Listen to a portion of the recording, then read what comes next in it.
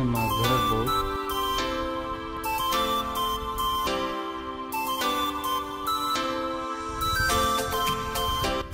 এগুলো সব হচ্ছে ফিশিং বোট, যেগুলো এখান থেকে আপনার জোয়ারের সময় তাদের মাছ ধরার যাত্রা শুরু করে এবং প্রায় 3-7 দিন 1 মাস পর্যন্ত সময় নেয়। পুরোটাই এখানে যা আছে সবই ফিশিং বোট। তারা এই সময় তাদের বোটগুলো ঠিক করে এবং জাল বা উপকরণ সামগ্রী যা থাকে এগুলো ঠিক করে। এই যে সামনে দেখা যাচ্ছে ওনারা এগুলো নিয়ে কাজ করতেছে। বিশাল অনেক বড় বড়, ছোট বড় আছে, ছোট বড় দেখা যায়। এটার প্রতিটা দরজা ভিতরের যে অংশটা থাকে এগুলো নকশা করা থাকে, এগুলো নকশা করা থাকে সবগুলারই। খুব সুন্দর সুন্দর নকশা করা থাকে, হাতের কাজ, কাঠের নকশা, দেখতে খুব সুন্দর লাগে এই ধরনের বোটগুলা। চারপাশে এই ধরনের বোটগুলো রাখা, এরা জোয়ার আসলে বা টার্গেট নিয়ে মাছ ধরে।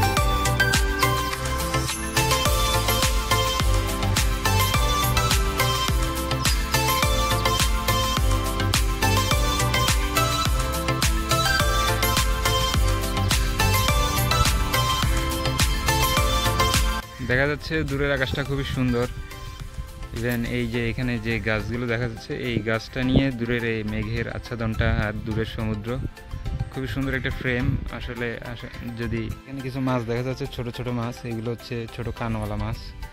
এগুলো সমুদ্রের পাড়ে দেখা যায়, যেমন হচ্ছে দেখা যাচ্ছে এই যে এই মাছগুলো, এগুলো সমুদ্রের পাড়ে দেখা যায়। এগুলো অনেক বড় হয়, এক একটা এই এত বড় বড় সাইজের হয়, হাতে তালুর সমান বাইরছে।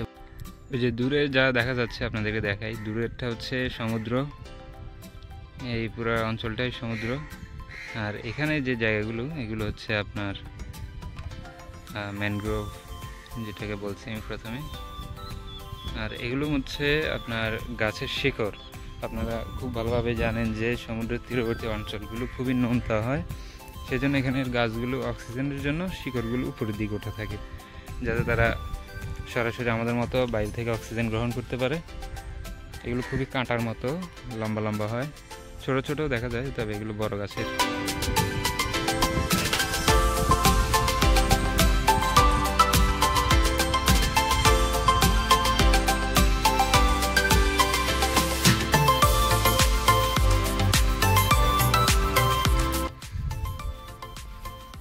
আমি হাঁটতে হাঁটতে সমুদ্রের খুবই কাছাকাছি চলে আসছি।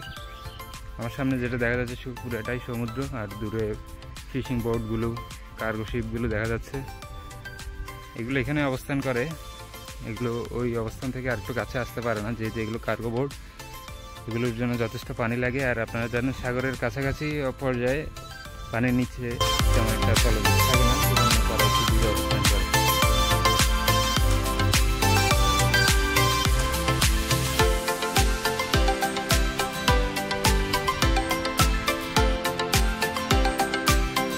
আমি প্রায় সমুদ্রের কাছে, এই যে সামনে সমুদ্র, সামনে পানি, নিচে খুবই পানি, কাদা, মনে হচ্ছে আর সামনে এগোতে পারবো না। আসবেন, ঘুরবেন। মূলত জায়গাটা হচ্ছে আপনার চিটাগংয়ে, চিটাগং, এটাকে জাইলাপাড়া বলে। চিটাগং স্টেডিয়াম থেকে হাতের ডান দিকে কিংবা বাম দিকে যে কোনো এক জায়গা থেকে আপনারা অটো নিয়ে সরাসরি এই জায়গায় চলে আসতে পারবেন। এই জায়গায় নেমে জালিয়াপাড়া বললে হবে, বা জাইলাপাড়া যেটা এখানে স্থানীয় নাম।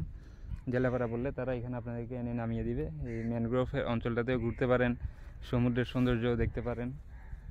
বিকেলবেলা করে আসবেন যাতে আপনাদের রোদ না লাগে। তবে অবশ্য পিছনে যে ম্যানগ্রোভ অঞ্চলটা আছে, এই জায়গাগুলো, এখানে যথেষ্ট ছায়া এবং বাতাস, এখানে আপনাদের রোদ লাগবে না। আর দূরের যে ভিউটা অবশ্য আপনাকে দেখাইছি, আপনাদের ভিউটা অত্যন্ত অসাধারণ। আমি পুনরায় আপনাদেরকে দেখাচ্ছি। এই যে এই অঞ্চলটা খুবই সুন্দর জায়গা, খুবই সুন্দর। আপনারা আসবেন, অবশ্যই ঘুরবেন।